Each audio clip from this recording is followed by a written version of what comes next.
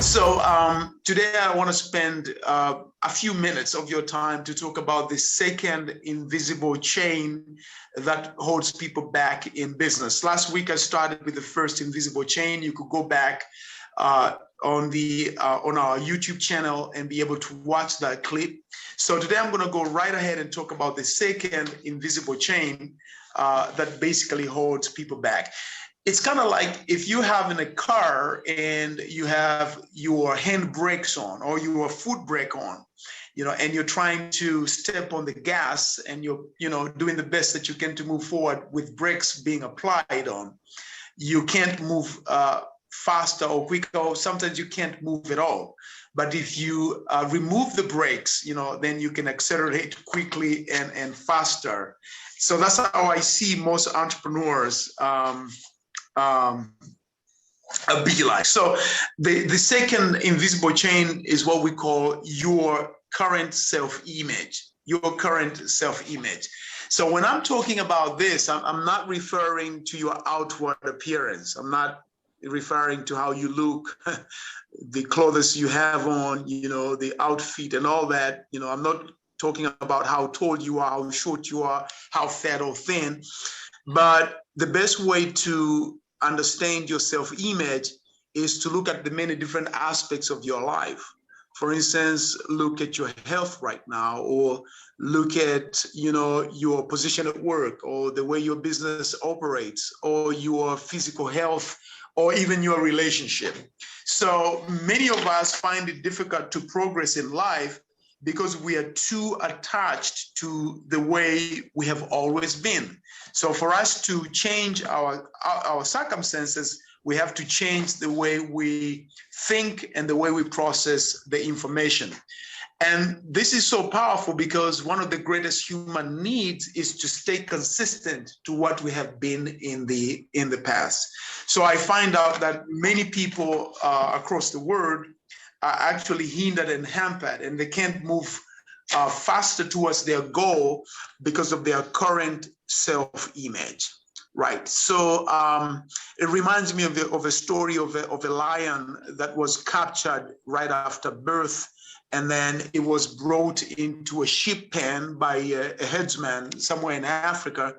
And it grew up believing, because it lived among the sheep, so it grew up believing that, it was a sheep, because it was associating itself with the sheep. So it acted like a sheep, it moved like a sheep, it even groaned or like produced sounds like those of a sheep, right? Until one day when it had a reflection when it went to drink water in the river. It saw its own reflection. And then on the other side, there was like a real lion from the jungle. And then there was some communication that happened. And it basically found out what it was, that it wasn't a sheep, but rather a lion. And then quickly it began to associate with the lion of the jungle, and it moved into the jungle and began acting and moving and living like a real king of the jungle, which is the lion. So I would say associations are very important. Associate yourself with people you want to be like, people who are high achievers, have bigger goals. I would say this is one of the strategies that I encourage people to apply. And if you can, practice things like visualization, see yourself that you are achieving the goals that you have set for yourself. And of course, upgrade your knowledge. Read more about what you do, because that brings confidence and it makes you, change your self-image. So yeah, I think that would be enough for today for the second invisible chain. How to break it is to basically live as if you are already at a certain level, of attainment, and then challenge yourself to live up to that level, to match that level. Yeah, so that's it for today's tip. I hope you will find time to share with the people who matter in your life so that they can break those invisible chains that hold them back. A little bit about African Trade Network. I encourage you to join the network today because of the many benefits that you can have. There are different levels of membership. you can, of course, hop over to the website, which is www.africatradenetwork.net, where you have all the information there on the web on how you can join, become a member. But currently we have about, I would say, 3 categories of investments that we're working on. So first is real estate. We have available large pieces of land in Tanzania, that could be used for vacation homes in different cities, in Dar es Salaam, near Dar es Salaam, and then we have some in Twara, which is closer to the border of Mozambique. Then the second type of investments that we do have is agricultural investments, right?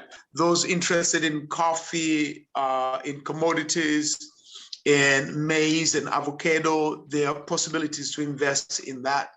And then we have investments that are outside of Africa, so in this of Tanzania. So in this case, we have a model coffee shop that we're operating in America.